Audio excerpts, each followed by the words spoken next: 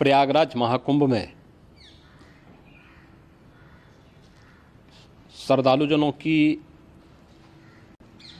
भारी भीड़ है। लगभग 8 से 10 करोड़ श्रद्धालु इस समय प्रयागराज के अंदर मौजूद है। कल भी 5.5 करोड़ श्रद्धालुजनों ने महाकुंभ का स्नान किया था। ये जो भारी दबाव श्रद्धालुजनों के कारण और श्रद्धालुओं के संगम नोच पर जाने के कारण वहाँ पर एक बना हुआ है, लेकिन पूरा प्रशासन मौके पे वहाँ मौजूद है। रात्रि को 1 से 2 बजे के बीच में अखाड़ा मार्ग पर, जहाँ पे अखाड़ों के अमृत स्नान के दृश्य से बैरिकेड्स भी किए गए थे, तो बैरिकेड्स को फांद करके आने में कुछ श्रद्धालु गंभीर रूप से घायल हुए हैं। उन्हें तत्काल हॉस्पिटल में पहुंचा करके उपचार आदि की व्यवस्था उनके लिए की गई है। उनमें से कुछ श्रद्धालु गंभीर रूप से घायल हैं। लगातार प्रशासन स्थानीय स्तर पर श्रद्धालुओं की सकुशल स्नान कराने के दृष्टि से रात्रि को कल सायंकाल 6:30-7 बजे से ही मौनी अमावस्या का मुहूर्त प्रारंभ होने के बाद से ही लगातार लगा हुआ है। प्रयागराज में महाकुंभ में श्रद्धालुजनों के सकुशल स्नान करने, अमृत स्नान के लिए देश भर से आए हुए श्रद्धालुजनों की व्यवस्था के लिए, उनके कुशल क्षेम के लिए आदरणीय प्रधानमंत्री जी का प्रातःकाल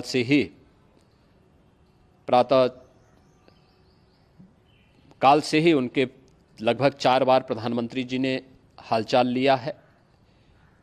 माननीय गृह मंत्री जी ने, माननीय राष्ट्रीय अध्यक्ष भारतीय जनता पार्टी श्री JP नड्डा जी ने, माननीय गृह मंत्री श्री अमित शाह जी ने भी, और प्रदेश की माननीय राज्यपाल श्रीमती आनंदीबेन पटेल जी ने भी लगातार जानकारी लेकर के सभी के कुशल क्षेम और सकुशल स्नान कराने के बारे में निरंतर रिपोर्ट ले रहे हैं। हम लोगों की प्रातःकाल से ही श्रद्धालुजन जो भी आए हैं वे स्नान कर सकें, इसके लिए यहाँ पे उच्च स्तरीय बैठक भी चल रही है, जिसमें मुख्य सचिव भी हैं, DGP हैं, प्रमुख सचिव गृह हैं, मुख्यमंत्री कार्यालय के अपर मुख्य सचिव के साथ साथ ADG लॉ एंड ऑर्डर के साथ साथ अन्य वरिष्ठ अधिकारीगण मौजूद हैं। प्रयागराज में हालात वर्तमान में नियंत्रण में हैं, लेकिन भीड़ का दबाव बहुत बना हुआ है। अखाड़ा परिषद से जुड़े हुए पदाधिकारियों के साथ मैंने स्वयं भी बातचीत की है।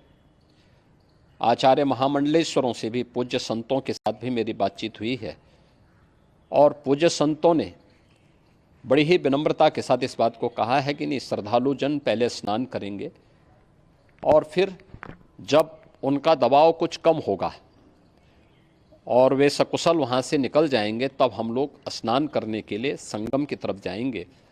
अभी पहले श्रद्धालु जनों को, चूँकि देश भर से आए हैं, तो इसके लिए उन्हें सभी अखाड़े इसके लिए सहमत हैं और सभी लोग इस व्यवस्था के साथ जुड़े हुए हैं। लगातार इस दिशा में हम लोगों का प्रयास है कि जो अब तक प्रातःकाल से ही आपने देखा होगा, कल मैंने बताया कि कल लगभग 5.5 करोड़ श्रद्धालु कल महाकुंभ का स्नान किए हैं, और आज प्रातःकाल तक लगभग 8:30 बजे तक 3 करोड़ से अधिक श्रद्धालु स्नान कर चुके हैं, और ये लगातार जारी है। लेकिन संगम नोच पर, अखाड़ा मार्ग पर, नागवासुकी मार्ग पर लगातार दबाव बना हुआ है, और वहाँ पर श्रद्धालुजनों की सुविधा के लिए भी हर प्रकार की वहाँ पर प्रशासन पूरी मुस्तैदी के साथ लगा हुआ है। और इसीलिए मेरी अपील है पूरे प्रदेशवासियों से, पूरे देशवासियों से और सभी श्रद्धालुओं से भी, सभी पूज्य संतों से भी कि अफवाह पर कोई ध्यान न दें, संयम से काम लें। ये सब आयोजन सभी लोगों का है। प्रशासन उनकी सेवा के लिए पूरी तत्परता के साथ लगा हुआ है। केंद्र और राज्य सरकार पूरी मजबूती के साथ वहाँ पर हर प्रकार का सहयोग करने के लिए तत्पर है। लेकिन कोई किसी अफवाह पर ध्यान न दे। कोई भी व्यक्ति नकारात्मक अफवाह फैलाने का प्रयास करेगा, उस प्रकार से नुकसान हो सकता है। और जहाँ पर हैं आप, लगभग 15 से 20 किलोमीटर के दायरे में अस्थायी घाट बनाए गए हैं, उसमें कहीं भी वे स्नान कर सकते हैं। आवश्यक नहीं कि संगम नोच की तरफ ही आएं, क्योंकि भीड़ देखते हुए खासतौर पर जो बुजुर्ग हैं, बच्चे हैं, श्वास के रोगी हैं, उनको लंबी दूरी तय नहीं करनी चाहिए। और जहाँ पर हैं वहीं पर आराम से पहले स्थिर होकर के कार्य करें, वहाँ पर रह करके। और जो नज़दीक के घाट हैं, उसी नज़दीक के घाट में स्नान करेंगे। सब गंगा जी के ही घाट हैं और गंगा जी के इस घाट में वही पुण्य प्राप्त होगा। ये मौनी अमावस्या है। मौनी अमावस्या में स्नान का महत्व है।